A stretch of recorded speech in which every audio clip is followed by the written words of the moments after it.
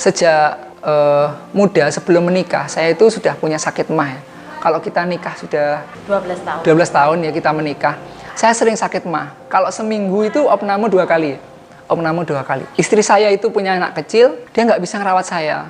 Sementara saya di rumah mertua yang di daerah Siraman. Sering Pak Agung saya itu pulang, naik sepeda motor itu jam setengah 12 malam. Itu pulang itu sambil muntah-muntah Pak Agung. Saya nggak tahu itu sakitnya kenapa. Tapi tiap kali saya opname, itu juga nggak pernah lama. Karena emang nggak punya uang untuk meneruskan opnamenya. Sampai suatu ketika saya itu ngikuti seminar di Malang, itu di Pondok Malang, sebenarnya seminarnya tentang bisnis.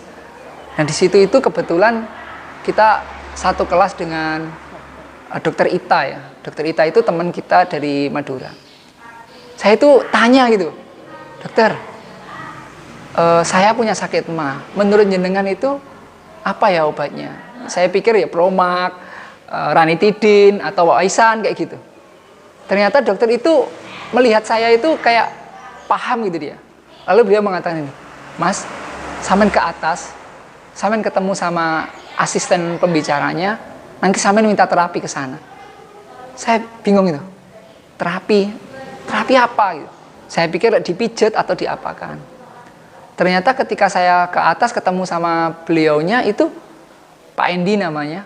Beliau itu nyuruh saya duduk, ramah gitu orangnya. Duduk sini Mas. Gitu. Iya Pak Endi. Pak Endi saya tadi punya sakit mah, terus kemudian saya suruh minta terapi jenengan. Itu Pak Endi senyum. Terus tangan saya diginikan. Ikuti kata-kata saya gitu. Pejamkan mata. Lalu Pak Endi mengatakan, ya Allah, saya ngikuti. Ya Allah, rencana saya memang baik. Tapi rencanamu pasti lebih baik dari rencanaku. Ya Allah, keinginanku memang baik, tapi takdirmu pasti jauh lebih baik daripada apa yang aku inginkan.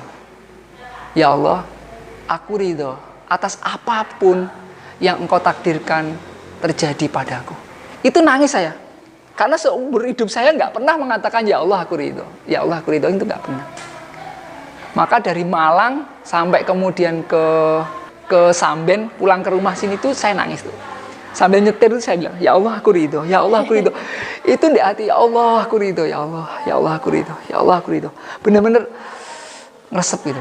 Pokok saya usaha harus ada hasil. Saya usaha hasilnya harus begini, harus sesuai dengan keinginan saya. Saya nggak pernah bilang, ya Allah aku ridho. Padahal yang terjadi di kehidupan ini kan macam-macam. 1 tambah 1 bisa jadi 2, seperti logika kita. Tapi matematikanya Allah, 1 tambah 1 itu 27. Pak Agung sholat, saya makmum 27. Jadi kita nggak tahu benar-benar yang terbaik itu mana. Maka kemudian sikap yang terbaik itu adalah ridho atas apapun yang Allah takdirkan kepada saya. Mulai saat itu, apapun yang terjadi, ada rekan kerja yang keluar, saya bilang, ya Allah aku ridho. Innalillahi wa inna ilaihi rajiun. Segala sesuatu darimu dan akan kembali kepadamu. Ya Allah, berikan kepadaku ganti yang lebih baik dari apa yang engkau ambil. Enak udah kita pasrah aja sama Allah, pasti ditata lebih baik. Kalau besok kita ada hari, besok Allah kasih makan. Jangan tanyakan rezeki kita besok. Allah lo nggak tanya kita besok ibadah apa. Udah kita yakin aja, kalau kita besok dikasih hari, dikasih nyawa, besok ada. Nah, itu ternyata membuat kita jadi sembuh dari sakit mahnya. 80% orang yang sakit mah itu ternyata karena pikirannya itu perfeksionis, karena terlalu khawatir, karena kemudian sedih yang terus-menerus, karena menginginkan yang sempurna, karena melihat itu salah gitu. Kenapa saya bisa tahu semua itu? Karena saya pelakunya. Saya dulu begitu. Melihat karyawan atau rekan kerja nggak bener kerjanya ya marah. Kemudian melihat hasilnya usaha kita nggak sesuai, marah. Kalau istri melakukan sesuatu yang sekiranya nggak benar, marah. Itulah yang membuat ternyata sakit mah. Mbak direvisi yang ini ya, di sini. Itu kalau dulu, walaupun 7 kali belum sesuai dengan keinginan saya, ya saya marah. Tapi kalau sekarang, ya, ini udah Mbak, udah terbaik. Ini Pak, kalau ini nanti dibenahi, ini nanti akan jadinya begini. Oh ya. Dia sudah memikirkan yang terbaik, maka tugas saya sebagai pemimpin itu kemudian juga harus berlapang dada atas usaha terbaik yang dilakukan tim saya gitu. Yang paling enak itu ketika kita itu merasa dititipi. Karena datangnya titipan itu tidak membuat kita euforia, dan kemudian hilangnya titipan itu tidak membuat kita sedih.